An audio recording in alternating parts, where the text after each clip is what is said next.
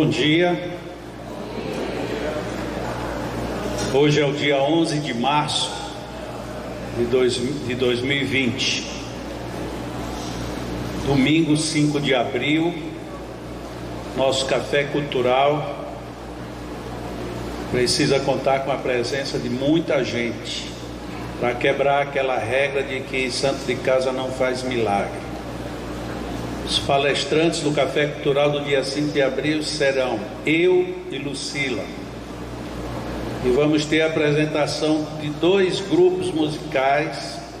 Um é o Coral do Leão e o outro é um pessoal que o nosso Zapata, que é este moço que toca violino aqui todas as quartas-feiras, vai reunir para também fazer uma apresentação para a gente. Então, queremos ver se vocês colaboram mesmo, vindo e levando a informação para que outros também venham.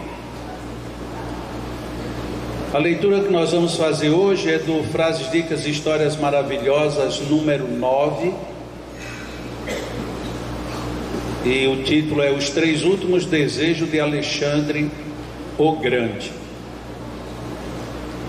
Alexandre o Grande, certa vez orientou seus comandados sobre seus últimos desejos. Disse ele, primeiro, que seu caixão fosse transportado pelas mãos dos médicos da época. Segundo, que fosse espalhado no caminho até seu túmulo os seus tesouros conquistados, como prata, ouro e pedras preciosas. E terceiro, que suas duas mãos fossem deixadas balançando no ar, fora do caixão, à vista de todos. Um dos seus generais, admirado com esses desejos insólitos, perguntou a Alexandre quais as razões desses pedidos, e ele explicou: quero que os mais eminentes médicos carreguem meu caixão para mostrar que eles não têm poder de cura perante a morte. Quero que o chão seja coberto pelos meus tesouros, para as pessoas verem que os bens materiais aqui conquistados, aqui permanecem. E quero que as minhas mãos balancem ao vento, para que as pessoas vejam que de mãos vazias viemos e de mãos vazias partimos. Pense nisso. Como é que nós podemos pensar nisso? É óbvio que em qualquer tipo de análise sempre existem extremos e o bom termo. Muitas vezes, quando a gente pensa qualquer coisa, nós mostramos na nossa reação qual é de fato a nossa tendência. E ela fica bem visível quando a gente é ponderado, que a gente intermedia as coisas, mas quando a gente é muito precipitado, quando se fica absolutamente contra ou absolutamente a favor, em algo que muitas vezes não é tão bem definido. O comportamento do Alexandre o Grande é de também fazer refletir sobre que reais valores nós consideramos na existência. O que de fato vale na minha vida? Por que se briga tanto, se luta tanto para ter algo que fica ou passa além do que nós mesmos precisamos? E como é simples a gente observar este comportamento nos outros. Fulano tem tanto e ainda quer mais. Já não basta ter o que tem, fulano é escravo do que possui. Mas muito dificilmente a gente olha para nós mesmos. Normalmente nós possuímos mais do que precisamos, mas quase nunca nos damos por satisfeitos, porque nós vamos criando novas necessidades e com as novas necessidades vamos ampliando a nossa ânsia em poder. Quando nós pensamos, por exemplo, num personagem como Leonardo da Vinci, a gente acha admirável, acha muito bacana, que gênio fantástico da humanidade, que no ano passado completou 500 anos de existência, ou seja, praticamente a idade do Brasil. E naquela época ele já pensou em helicóptero, ele já pensou num sistema de atiros simultâneos ou consequentes, que depois redundou na ideia de metralhadora. Ainda foi artista de pinturas, foi um homem muito inteligente na área da engenharia, isso há mais de 500 anos. Lógico, isso é notável, isso é admirável, nem todo mundo tem essa capacidade criativa. Mas será que a crença de que nem todo mundo é um Leonardo da Vinci não nos torna muito menos do que o que nós somos? Porque nós percebemos que os grandes vultos da humanidade que se sobressaíram, eles nunca pensaram por menos, eles pensam a mais, eles pensam acima, eles procuram soluções e não necessariamente se apoderar das coisas. Naquela época, mais para trás, era mais comum a gente ter a ideia, criar e achar que isso era um bem natural, ou seja, se aplicava mais naturalmente a proposta bíblica: dai de graça o que de graça recebestes. Porque se a gente tem uma boa ideia e desenvolveu a boa ideia, a ideia em si foi gratuita. Mas nós temos hoje o ímpeto de pôr preços caros às nossas ideias. E o mundo gera isso de uma forma tão violenta que, se você tiver uma boa ideia e não registrá-la, alguém se apodera da sua ideia e vai fazer fortuna. E você passa a viver no infortúnio. Enquanto um fica na fortuna, você fica na tristeza, na insatisfação. Tudo isto porque a gente dificilmente pensa no valor da vida como vida. A gente atribui muito valor da vida às aparências. Eu tenho mais, eu tenho menos, eu sei mais, eu sei menos. E isso tudo nos leva a eu quero mais, nunca eu posso ter menos. Apesar de que hoje existe uma linha filosófica muito bem difundida, de que muitas vezes e muitas coisas o menos é o mais. Estava vendo na televisão, não sei como foi nem onde foi, mas num relance eu vi que, por estarmos vivendo o mês da mulher, que as mulheres agora estão querendo se despir do excesso de disfarces, porque as mulheres, elas vêm sendo criadas, educadas e preparadas para viverem em aparência do que não são. São maquiagens, são cirurgias, são vestes, são mudanças. De repente você conhece uma mulher de cabelos negros, de repente ela aparece com cabelo rosa e a gente fica meio sem entender. E nós todos terminamos perdendo a referência de que tem alguém por trás manipulando isto, porque vai gerar dinheiro, fortuna, alguma coisa em algum lugar. Mas no programa, as mulheres estavam dizendo: eu agora não disfarço mais, eu tenho celulite, e daí? E esse foi um problema muito forte. Mulher com celulite não vai à praia nem à piscina. E aí a mulher começa a viver fora do seu mundo, porque ela aceitou uma regra que o mundo deu, dizendo que ela estava fora. Domingo eu fazia um comentário com as amigos lá na Bahia, e as mulheres, uma delas, na hora do intervalo, veio dizer: Jacó, a gente estava ali conversando, porque esse negócio de comemorar o Dia da Mulher é bom, mas não vale muito. E eu perguntei: por quê? Ela disse: porque a gente está chegando à conclusão de que a gente vai continuar sendo a mesma mulherzinha de sempre. Eu peguei a deixa e perguntei: você se considera uma mulherzinha? Ela disse: não. E as outras? Também não. Então vocês estão falando de que mulher que é mulherzinha? E aí de repente a gente se dá conta de que a gente está denegrindo aquilo que a gente não gostaria de viver. E aí quando eu tomei a palavra, eu coloquei no genérico, dizendo que estávamos ali comemorando também o Dia da Mulher, mas que eu não concordava com uma coisa nas mulheres. Talvez fosse a única coisa que eu não concordasse com as mulheres. E elas já olharam para mim com o olho, que sabem que eu sempre elogio as mulheres.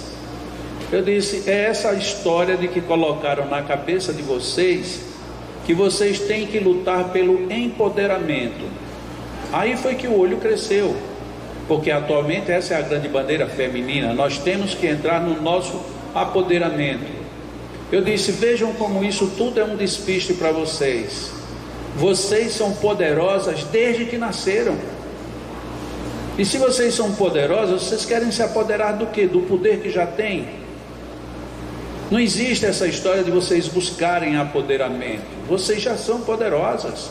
Então é só serem mulher.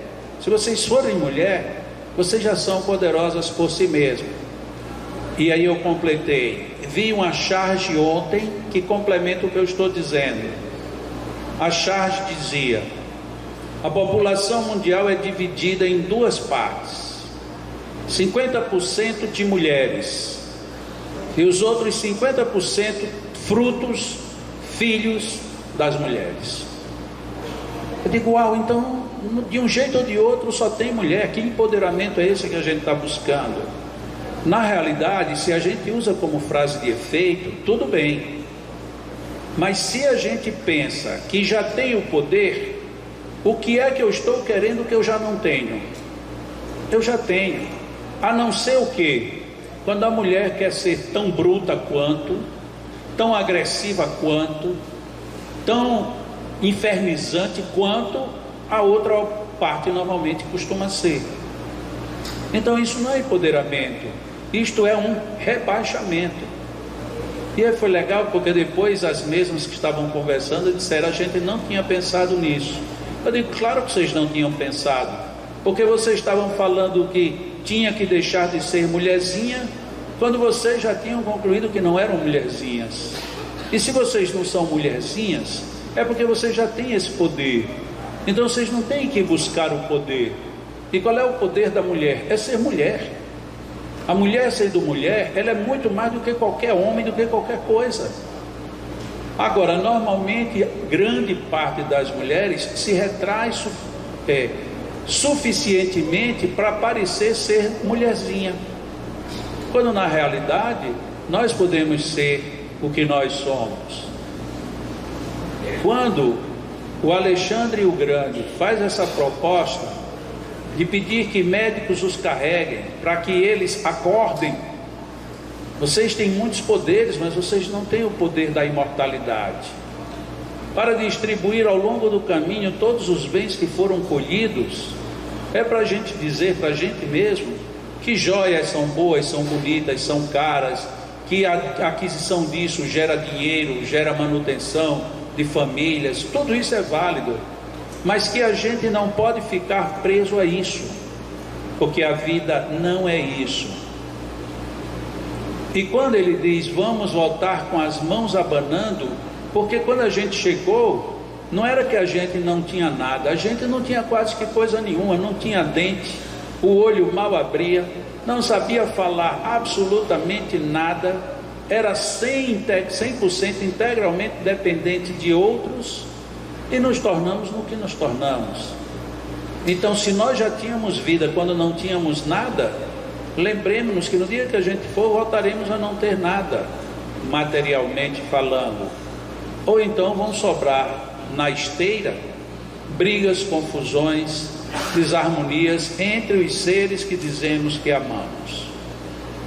Nada contra que as pessoas tenham seus bens, mas não percam suas vidas por conta deles. É preciso que a gente tenha melhores valores e que a gente até escolha melhor o que a gente deve ter conosco e o que está na hora de despachar-se. Eu tenho uma dificuldade de me desfazer de certas coisas, tenho muita dificuldade, e agradeço muito a Deus ser casado com Lucila, porque ela, ao contrário, de vez em quando eu que tento dizer, mas por que você está colocando isso fora? Porque enquanto ela não quer ter nada que sobra, eu estranhamente guardo algumas coisas que não servem para coisa nenhuma. Como por exemplo, antes de ontem eu estava mexendo no meu birô e tinha 3 mouses. Um mouse que já está parado lá em cima há pelo menos uns 15 anos. E que eu não uso nunca mais, ele não presta, quebrou. E eu não me desfaço daquilo. E para que serve aquilo no meu birô? Só para ocupar espaço. Depois que eu joguei o tal do mouse fora, foi que eu fiz uma visita interior para dizer, e para que você guardou esses anos todos isso aí? Para nada, para absolutamente coisa nenhuma. Então eu estou reconhecendo que às vezes é difícil a gente se desapegar de algumas coisas, mas apego também não resolve. E como é que eu descobri que eu precisava jogar o mouse fora? Quando o outro que eu estava trabalhando começou a dar defeito e eu precisei de trocar ele por outro. E aí eu vi um mouse no meu birô que não presta para nada. Eu digo, então eu estou guardando uma coisa que não presta, para no dia que eu precisar ele continuar sem prestar. Como é difícil às vezes a gente perceber a atitude que o Alexandre propôs. Deixe ao lado tudo que é material que não lhe serve.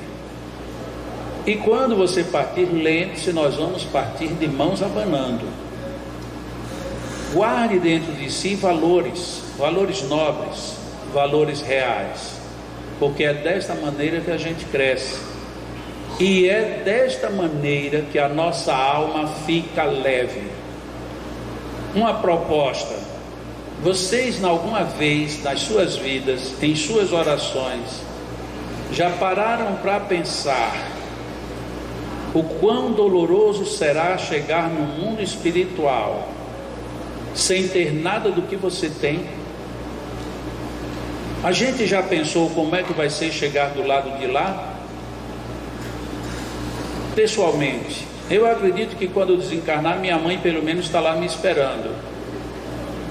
Mas um belo dia, eu ouvindo uma palestra na internet, o palestrante dizia, e se quando você desencarnar, as pessoas que você pensava que estariam lhe esperando, estiverem todas reencarnadas? Eu digo, pronto, era a única esperança que eu tinha, era chegar lá e encontrar com minha mãe. Então, tirando essa possibilidade de mim, porque pode ser que ela não esteja.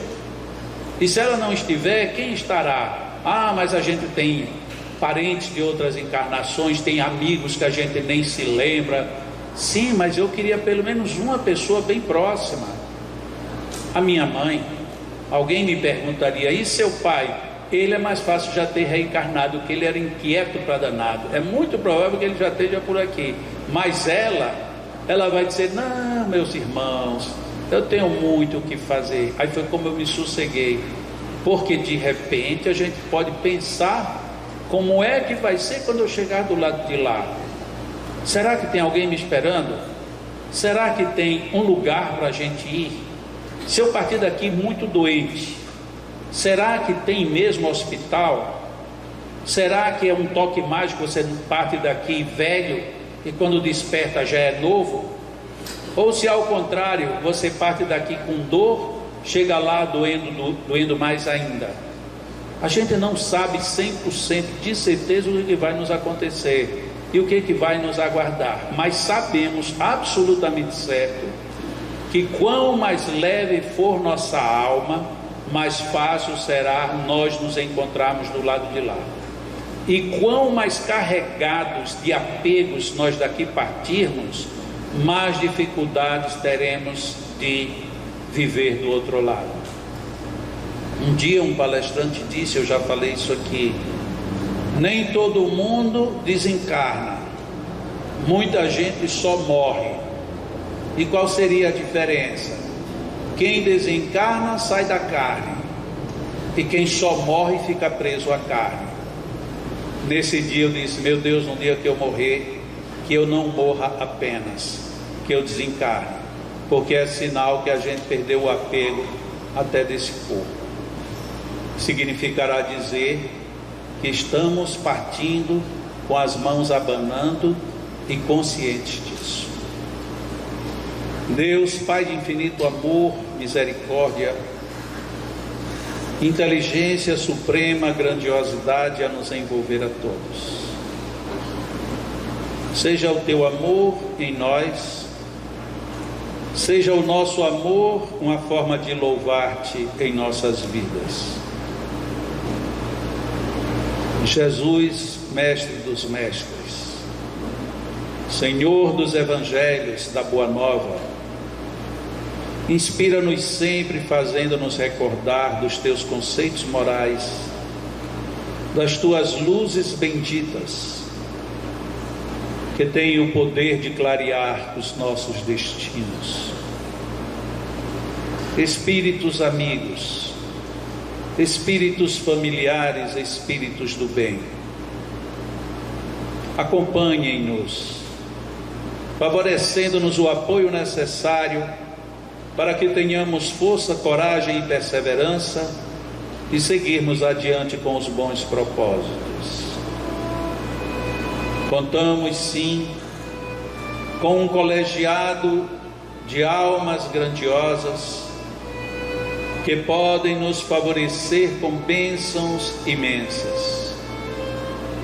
É preciso, entretanto, que saibamos agradecer, nos relacionar e viver também dentro do padrão de contato e comunhão com estas esferas mais altas, mais iluminadas.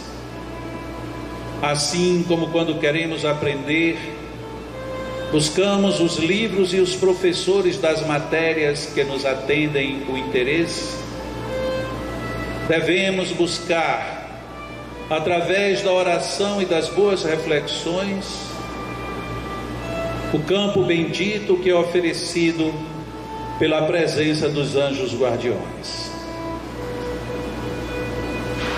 Senhor Deus, Jesus, Mestre querido, Espíritos amigos, agradecemos pelas bênçãos deste ambiente.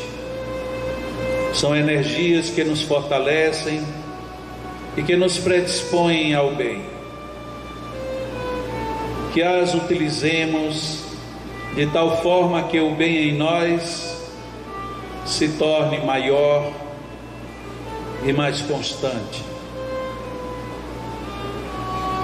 Agradecemos pelos fluidos do ambiente, por esta energética abençoada que tem em si o potencial de nos favorecer a todos nós. E agora, unindo-se com os fluidos dos nossos magnetizadores, este potencial se amplia e, de certa forma, tem o dom de nos atingir mais diretamente. Que estejamos bem conscientes deste envolvimento, a fim de que estas energias nos envolvam a alma, a mente e o coração. Inspiremos profundamente. Retenhamos um pouco o ar e depois o expelamos, agradecendo por tudo que nos é oferecido. Inspiremos, retenhamos um pouco e expiremos agradecendo. Inspiremos as bênçãos deste momento. Retenhamos todas elas e devolvamos à vida a nossa gratidão. A cada hausto de respiração, temos a possibilidade de colocar em nós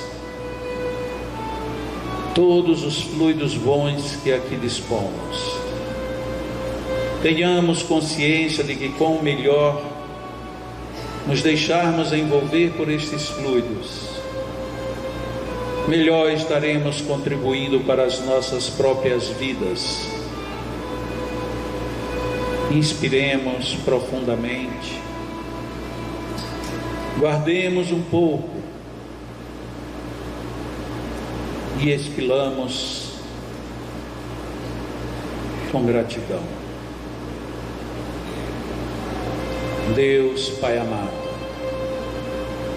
derrama as tuas bênçãos sobre nós. Jesus, divino amigo, envolve-nos em tuas ondas do bem. Espíritos amigos, que seus fluidos nos complementem a existência. Nossos magnetizadores vão magnetizar nossas águas e nós permaneceremos em oração, envolvidos nas ondas da música e estabelecendo melhor a sintonia com os planos superiores. Deus nos envolve e nos abençoe mais uma vez, hoje e sempre, que assim seja.